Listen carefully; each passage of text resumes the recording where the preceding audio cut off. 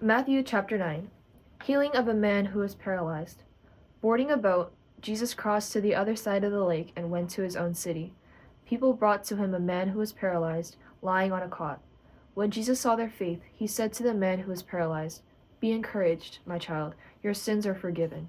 Some legal experts said among themselves, "This man is insulting God." But Jesus knew what they were thinking and said, "Why do you fill your minds with evil things? Which is easier to say, 'Your sins are forgiven,' or to say, 'Get up and walk'? But so you will know that the human one has authority on the earth to forgive sins." He said to the man who was paralyzed, "Get up, take your cot, and go home." The man got up and went home. When the crowd saw that what had happened, they were afraid and praised God, who had given such authority to human beings. Calling of Matthew. As Jesus continued on from there, he saw a man named Matthew sitting at a kiosk for collecting taxes. He said to them, "Follow me," and he got up and followed him. As Jesus sat down to eat in Matthew's house, many tax collectors and sinners joined Jesus and his disciples at the table. But when the Pharisees saw this, they said to his disciples, "Why does your teacher eat with tax collectors and sinners?"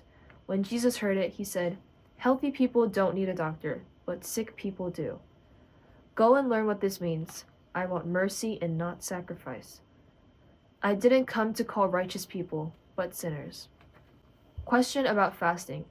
At that time, John's disciples came and asked Jesus, "Why do we and the Pharisees frequently fast, but your disciples never fast?" Jesus responded, "The wedding guests can't mourn while the groom is still with them, can they? But the days will come when the groom will be taken away from them, and then they'll fast. No one sews a piece of new unshrunk cloth on old clothes because the patch tears away the cloth and makes a worse tear. No one pours new wine into old wineskins. If they did, the wineskins would burst, the wine would spill, and the wineskins would be ruined. Instead, people pour new wine into new wineskins so that both are kept safe." A ruler's daughter and the woman who touched Jesus' clothes. While Jesus was speaking to them, a ruler came and knelt in front of him, saying, "My daughter has just died, but come and place your hand on her and she will live." So Jesus and his disciples got up and went with him. Then a woman who had been bleeding for 12 years came up behind Jesus and touched the hem of his clothes. She thought, "If I only touch his robe, I'll be healed." When Jesus turned and saw her, he said, "Be encouraged, daughter. Your faith has healed you." And the woman was healed from that time on. When Jesus went into the ruler's house, he saw the flute players and the distressed crowd. He said, "Go away, because the little girl isn't dead, but is asleep." But they laughed at him. After he had sent the crowd away, Jesus went in and touched her hand, and the little girl rose up. News about this spread throughout the whole region. Healing of two blind men. As Jesus departed, two blind men followed him, crying out, "Show us mercy, Son of David." When he came into the house, the blind men approached him. Jesus said to them, "Do you believe I can do this?" "Yes, Lord," they replied. Then Jesus touched their eyes and said, "It will happen for you just as you have believed." Their eyes were opened. Then Jesus sternly warned them, "Make sure nobody knows about this." But they went out and spread the word about him throughout the whole region. Healing of a man unable to speak. As they were leaving, people brought to him a man who was demon-possessed and unable to speak.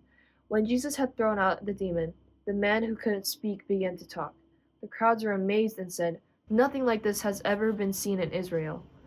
But the Pharisees said, "He throws out demons with the authority of the ruler of demons." Compassion.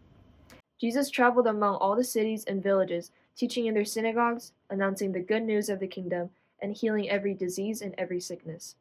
Now, when Jesus saw the crowds, he had compassion for them because they were troubled and helpless, like sheep without a shepherd. Then he said to his disciples, "The size of the harvest is bigger than you can imagine, but there are few workers. Therefore, plead with the Lord of the harvest to send out workers for his harvest."